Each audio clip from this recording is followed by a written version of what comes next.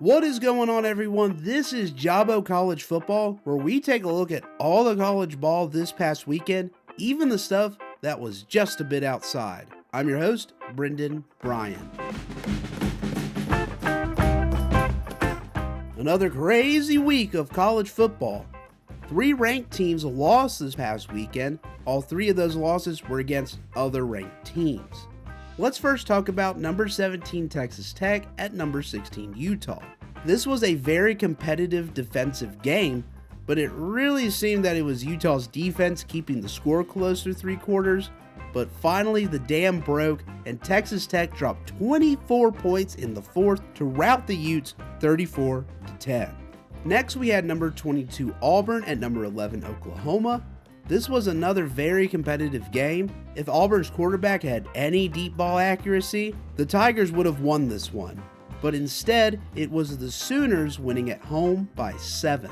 Finally, we had number 9 Illinois at number 19 Indiana. And this was not competitive in the slightest. Illinois had nothing in any manner compared to the Hoosiers, who won 63-10. Oh! Great Odin's Raven! Speaking of blowout wins, there were plenty of surprising ones this weekend. Kansas absolutely handled West Virginia, who was coming off of a backyard brawl win, losing the game 41-10 to the Jayhawks.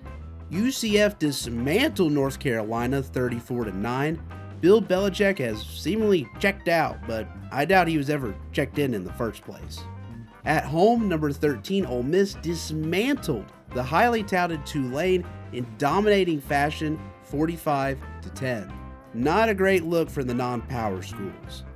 And finally, the biggest blowout of the weekend goes to San Diego State, who upset the undefeated California Golden Bears 34-0. Yeah, it's bad, it's gross, it's real bad. But a good look for the non-power schools. We also had a couple of notable struggle wins this past weekend.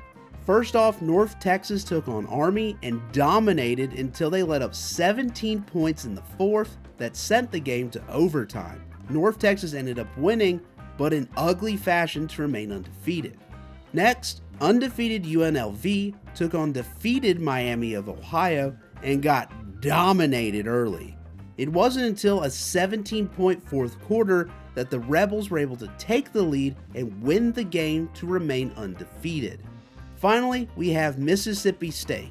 Oh, come on. Bulldogs, really? Thought we were past this, but never mind, you still won after struggling in the first half against Northern Illinois. Not a good look heading into conference play, with currently 6th ranked teams on their docket in the final 8 games. 2-6 the rest of the way wouldn't be the worst. We also had a few good underdog winners this past weekend. Apparently, Tulsa and Oklahoma State is a rivalry game of sorts, in which Tulsa, the underdog, was able to win 19-12. And with that, if the panic button at Oklahoma State hasn't been destroyed yet, it should be. Also, longtime Oklahoma State head coach Mike Gundy, it's time, buddy. You're fired! For the biggest upset of the weekend, Arkansas visited Memphis in a game the Razorbacks seemed to have the upper hand for most of the contest. But Memphis slowly clawed its way back into the game as each side tried to lose by turning the ball over repeatedly. Eventually, the Hogs turned it over one too many times, and the Memphis Tigers score a big win over an SEC team, making them the frontrunners for the non-power school team to make the playoffs.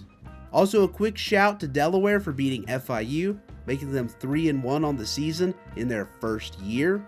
And Kennesaw State beat Arkansas State for their 2nd win of the year, already matching last year's total. Also, if you missed them, there were a litany of good games this past weekend. Iowa beat Rutgers, number 21 Michigan beat Nebraska, number 23 Missouri beat South Carolina, TCU beat SMU, and Arizona State beat Baylor, just to name a few games. As for my Troy Trojans, we let Buffalo go up 17-0 for most of the game. That's right, in their high school stadium, whatever that is. However, in the 4th quarter, the Trojans woke up and scrambled to score like a college student trying to turn in a paper on time that was definitely not put off to the last second. And no, I've never done that before every time. And Troy walked away with a 21-17 win. Whew! Natty Hope's still alive. It will happen, just you watch. Off weekend this upcoming weekend, time to recuperate the goose.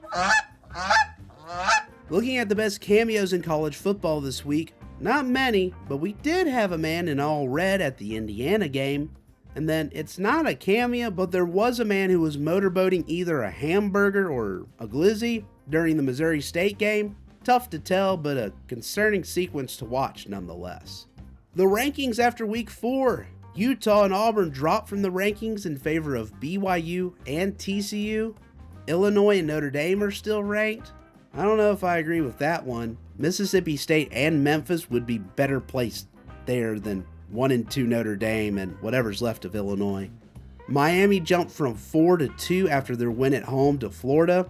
Okay, I don't know if that is a win to be bragging about, considering the Gators are masochists disguised as a football team. And speaking of the Gators, they have an off week this weekend, but next week have a home game versus number 7 Texas. 0 for 13 on third down last week is just the beginning. Well, this sucks. Alright, looking ahead to week 5 of college ball. We have 4 ranked matchups. First off, number 21 USC and number 23 Illinois after last week's embarrassment. Can Illinois recover? And is USC honestly any good? I'll take USC by a score. Next, we have number 4 LSU at number 13 Ole Miss. I think this is a 50-50 game. LSU has no offense but all the defense, and Ole Miss is Lane Kiffin. A lot of factors at work here.